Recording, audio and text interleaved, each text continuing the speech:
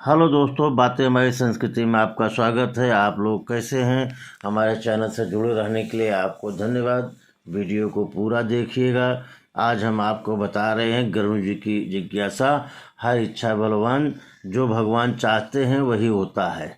हम चाह कर भी एक सांस भी नहीं ले सकते हैं, इसलिए जो प्रभु की इच्छा होती है वही होता है। तो आज हम आपको इसी के बारे में बता रहे हैं। एक बार भगवान विष्णु गरुड़ जी पर सवार होकर कैलाश पर्वत पर जा रहे थे। रास्ते में गरुड़ जी ने देखा कि एक ही दरवाजे पर दो बारातें ठहरी थी। मामला उनके समझ में नहीं आया। फिर क्या था, पूछ बैठे प्रभु से। गरुड़ जी बोले, हे प्रभु, ये कैसी अनोखी बात है कि विवाह के लिए कन्या एक और दो बारातें आई हैं। मेरी तो समझ में कुछ नहीं आ रहा है। प्रभु बोले, हाँ, एक ही कन्या से विवाह के लिए दो अलग अलग जगह से बारातें आई हैं। एक बारात पिता द्वारा पसंद किए गए लड़के की है और दूसरी माता द्वारा पसंद किए गए लड़के की है। यह सुनकर गरुड़ जी बोले, आखिर विवाह किसके साथ होगा? प्रभु बोले, जिसे माता ने पसंद किया और बुलाया है उसी के साथ कन्या का विवाह होगा।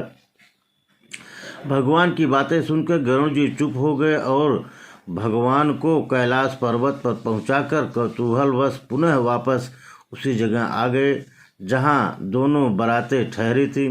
गरुड़ जी मन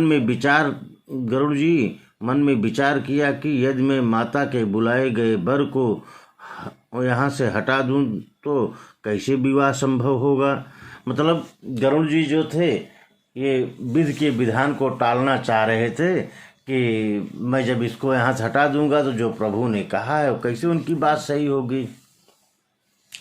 फिर क्या था, उन्होंने भगवान के विधान को देखने की जिज्ञासा के लिए तुरंत ही उस वर को उठाया और ले जाकर समुद्र के एक टापू पर धर दिए। ऐसा कर गरुड़ जी थोड़ी देर के लिए ठहरे भी नहीं थे कि उनके मन में अचानक विचार दौड़ा कि मैं तो इस लड़के को यहाँ उठा लाया हूँ, पर यहाँ तो खाने पीने की कोई व्यवस्था है नहीं। ऐसे में इस निर्जन टापू पर तो यह भूखा ही मर जाएगा और वहाँ सारी बारातें मज़े से 56 भोग का आनंद लेगी। यह कतई उचित नहीं है। इसका पाप अवश्य ही मुझे लगेगा। मुझे इसके लिए भी खाने का कुछ इंतजाम तो करना ही चाहिए।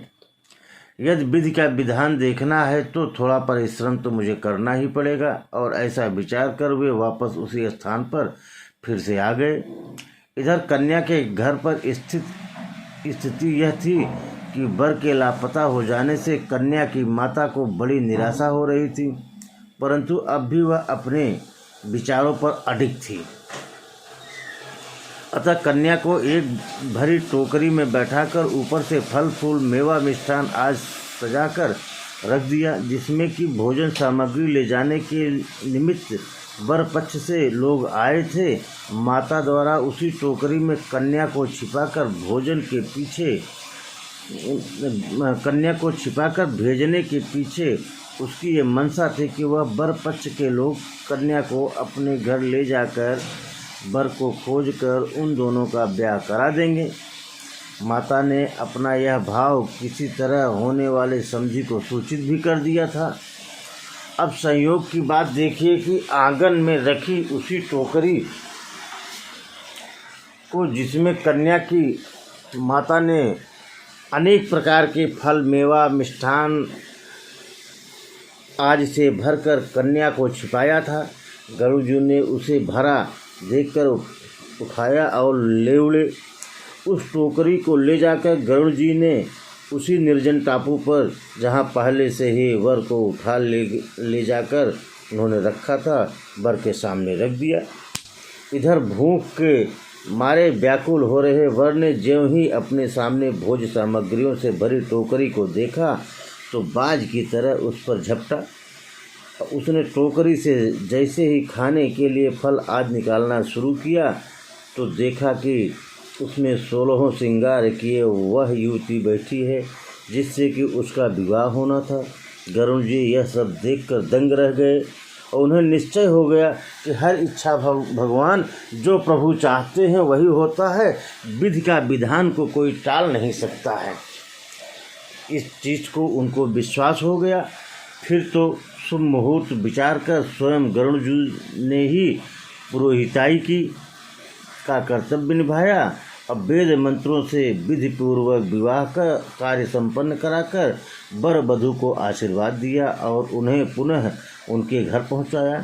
तत्पश्चात प्रभु के पास आकर सारा वृत्तांत उन्होंने सुनाया और प्रभु पर अधिकार समझ झुंझलाकर बोले, प्रभु आपने अच्छी लीला कर लेते हैं, सारा ब्याह कार्य हम ही से करवा लिया। अब भगवान गरुड़ जी की बातों को सुनकर प्रभु मंद मंद मुस्कुरा रहे थे। तो मित्रों, ये तो रही प्रभु की इच्छा। जो लोग कहते हैं कि विधि का विधान को कोई टाल नहीं सकता, कितना भी कोई सोचे कि नहीं हम यहाँ से ऐसे कर, लेकिन ऐसा कुछ भी नहीं हो सकता है। प्रभु जो चाहते हैं वही होता है। इसी के साथ अगर आपको ये जानकारी अच्छी लगी हो, हमारे चैनल के साथ जुड़े रहिए और चैनल में जय श्री राम लिखिए, सब्सक्राइब करिए। धन्यवाद।